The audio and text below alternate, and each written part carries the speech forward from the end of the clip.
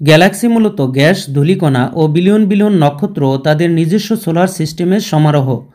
আমাদের সূর্য milky way গ্যালাক্সিতে অবস্থিত। গ্যালাক্সির মধ্যবর্তী গ্যাস, ধূলিকণা আর নক্ষত্রগুলো মহাকর্ষ বল দ্বারা একত্রে আটকে থাকে। প্রতিটি গ্যালাক্সির এই বিশাল মহাকর্ষ বলের যোগান দিতে এর কেন্দ্রে অবস্থান করে একটি সুপার ম্যাসিভ ব্ল্যাক হোল।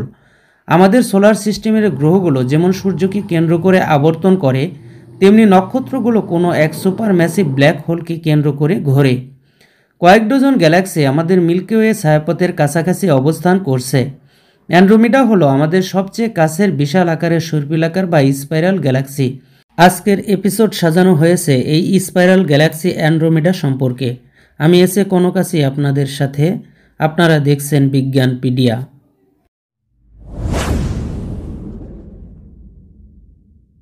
আমাদের প্রতিবেশী ছায়াপথগুলোর মধ্যে আয়তনে সবচেয়ে বড় অ্যান্ড্রোমিডা গ্যালাক্সি। আমাদের গ্যালাক্সি মিল্কি ওয়েতে কয়েকশো কোটি নক্ষত্র আছে। স্পিটজার স্পেস টেলিস্কোপের পর্যবেক্ষণ অনুসারে আমাদের গ্যালাক্সির প্রায় দ্বিগুণ নক্ষত্র আছে অ্যান্ড্রোমিডায়। লোকাল গ্রুপ নামের প্রায় 54টি গ্যালাক্সির একটি গুচ্ছের মধ্যে এটি সবচেয়ে বড়। আমাদের মিল্কি ওয়ে হল লোকাল গ্রুপের দ্বিতীয় বৃহত্তম সদস্য। এই গ্যালাক্সি আবিষ্কার করেছিলেন পারস্যের এক মুসলমান জ্যোতির্বিদ আব্দুর রহমান আস-সুফি। 964 সালে তিনি গ্যালাক্সি পর্যবেক্ষণ করেন, কিন্তু সেই সময়ে গ্যালাক্সি সম্পর্কে মানুষের ধারণা না থাকায় তিনি তার বুক অফ ফিক্সড স্টার্স গ্রন্থে এর নাম দেন স্মল ক্লাউড বা ক্ষুদ্র মেঘ। গ্রিক মিথোলজির ইথিওপিয়ার রানীর নাম অনুসারে অ্যান্ড্রোমিডা গ্যালাক্সির নামকরণ করা হয়। পরবর্তীতে 1764 সালে অ্যান্ড্রোমিডাকে মেসিয়ার 31 নামকরণ করেন বিজ্ঞানী চার্লস মেসিয়ার। তবে তিনি তার আবিষ্কারের কৃতিত্ব দিতে চেয়েছিলেন জার্মান জ্যোতির্বিদ সাইমন মারিয়াসকে।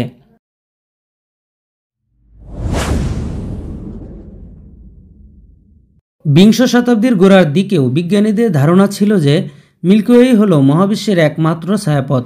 অ্যান্ড্রোমিডা গ্যালাক্সিকে তখন মনে করা হতো নীহারিকা। বিস্তৃত স্থানব্যাপী বিদ্যমান মহাজাগতিক ধূলির মেঘকে বলা হয় নীহারিকা। এ ধরনের মেঘ থেকে নতুন নক্ষত্র জন্ম নেয়, অথচ অ্যান্ড্রোমিডার মাঝে কোটি কোটি নক্ষত্র রয়েছে। যখন মহাবিশ্বের প্রকৃত পরিধি কেউ জানত না, তখন ধারণা করা হতো আমাদের মিল্কি ওয়ে গ্যালাক্সি মহাবিশ্বের সব কিছু। অ্যান্ড্রোমিডা গ্যালাক্সিকে এর ভেতরে অবস্থিত বলে মনে করা হতো, যাকে শুধুমাত্র একটা অস্পষ্ট দাগের মতো দেখা যেত। আগে একে পর্যবেক্ষণ করার জন্য শক্তিশালী কোনো যন্ত্র ছিল না, তাই এ সম্পর্কে ভালোভাবে জানতে পারেনি মানুষ। বিংশ শতকে অত্যন্ত শক্তিশালী টেলিস্কোপ আবিষ্কারের পর পর্যবেক্ষণ করে জানা গেল এটি নিজেই আরেকটি গ্যালাক্সি।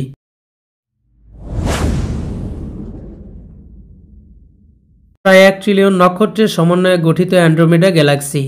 এই ছায়াপথটি আমাদের থেকে 2.5 মিলিয়ন আলোকবর্ষ দূরে অবস্থিত। ব্যাস প্রায় 2,20,000 আলোকবর্ষ, যেখানে আমাদের ছায়াপথ মিল্কি ওয়ের ব্যাস 1 লক্ষ আলোকবর্ষ। অর্থাৎ এর আকার আমাদের মিল্কি ওয়ের তুলনায় প্রায় দ্বিগুণ। এর এক প্রান্ত থেকে অপর প্রান্তে যেতে আলোর মোটামুটি 2,20,000 বছর লেগে যাবে। উত্তর গোলার্ধে রাতের আকাশে অ্যান্ড্রোমিডা গ্যালাক্সি খালি চোখে দেখা যায়, যা যথেষ্ট উজ্জ্বল। অ্যান্ড্রোমিডা ছায়াপথে নক্ষত্রের সংখ্যা সবচেয়ে বেশি। স্পিটজার স্পেস টেলিস্কোপের পর্যবেক্ষণ থেকে জানা গেছে এতে নক্ষত্রের সংখ্যা মিল্কি ওয়ের প্রায় দ্বিগুণ। সাইজেও এটি বড়। 7টি সর্পিল বাহু বিশিষ্ট এই ছায়াপথটি নিউক্লিয়াসের সাথে সংযুক্ত আছে 2টি বাহু। বাকি 5টি সর্পিল বাহু অধিকার করে আছে অসংখ্য সৌরমণ্ডলকে। এর নিউক্লিয়াস তৈরি হয়েছে 1 কোটি বর্তুলাকার নক্ষত্র গুচ্ছের সমন্বয়ে। ছায়াপথটির ভিতরের অংশের পূর্ণ ঘূর্ণন সমাপ্ত হতে সময় লাগে 11 মিলিয়ন বছর, আর বাইরের অংশটুকু সমাপ্ত করে 90 থেকে 200 মিলিয়ন বছরে।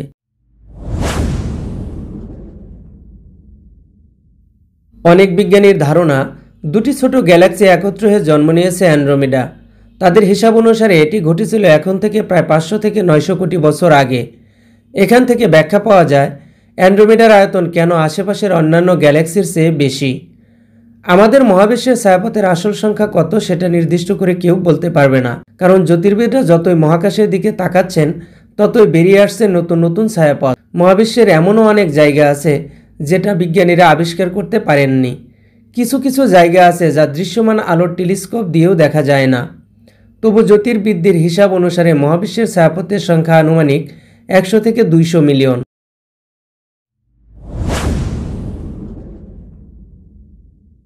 সবচেয়ে বিস্ময়কর ব্যাপার হলো অ্যান্ড্রোমিডার শুধু কেন্দ্রে 26টির মতো ব্ল্যাক হোল আছে।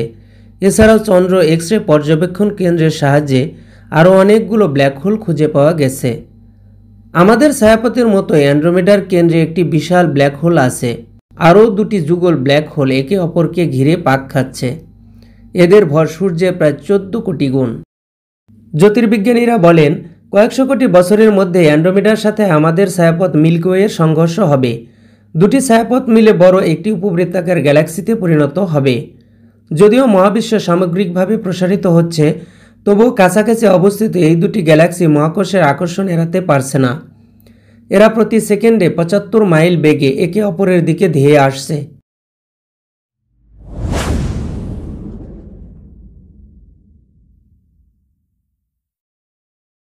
1920 সালে এডউইন হাবল ও তার দল দেখলেন অধিকাংশ গ্যালাক্সি আমাদের থেকে দূরে সরে যাচ্ছে, কিন্তু অ্যান্ড্রোমেডা গ্যালাক্সি বা মেসিয়ার 31-এর ক্ষেত্রে এরকম দেখা গেল না। মহাকাশ বিজ্ঞানীরা দেখলেন গ্যালাক্সিটি প্রতি ঘন্টায় 2,50,000 মাইল বেগে আমাদের গ্যালাক্সির দিকে ধেয়ে আসছে। এই গতিতে 1 ঘন্টার মধ্যেই পৃথিবী থেকে চাঁদে পৌঁছানো যায়। হাবল স্পেস টেলিস্কোপের সাহায্যে বিভিন্ন শ্রমসাধ্য পরিমাপের মাধ্যমে বিজ্ঞানীরা এই গ্যালাক্সির গতি ও অবস্থান সম্পর্কে নিশ্চিত হয়েছেন। প্রায় 100 বছর পর দুজন মহাকাশ বিজ্ঞানী রোল্যান্ড ভ্যান্ডার মারেল এবং সাংমো টনিসন বাল্টিমোরে অবস্থিত স্পেস টেলিস্কোপ সায়েন্স ইনস্টিটিউট থেকে নিশ্চিত করেন যে অ্যান্ড্রোমেডা গ্যালাক্সি বর্তমানে আমাদের থেকে 2.5 মিলিয়ন আলোকবর্ষ দূরে অবস্থান করছে। একসময় এর সঙ্গে আমাদের গ্যালাক্সির সংঘর্ষ ঘটবে। হিসাব করে দেখা গেছে সেই সময় এখন থেকে 400 কোটি বছর পর এই সংঘর্ষে নক্ষত্রদের মতো ছোট জায়গায়ও কোনো বড় পরিবর্তন ঘটবে না। আমাদের সৌরজগতে তেমন কোনো পরিবর্তন ঘটবেই না। এই গ্যালাক্সির উজ্জ্বলতার কারণে একে খালি চোখেই পর্যবেক্ষণ করা যায়, সেজন্য প্রাচীনকাল থেকে মানুষ এটিকে শনাক্ত করতে পেরেছিল। আকাশের কোন দিকে এর অবস্থান তা জেনে পরিষ্কার আকাশে তাকালেই এর দেখা পাওয়া যাবে। শহর থেকে দূরে ধুলোমুক্ত কোনো পাহাড় থেকে কোনো টেলিস্কোপ ছাড়াই সাধারণ বাইনোকুলার দিয়ে তাকালে এর চমৎকার দৃশ্য চোখে ধরা পড়বে।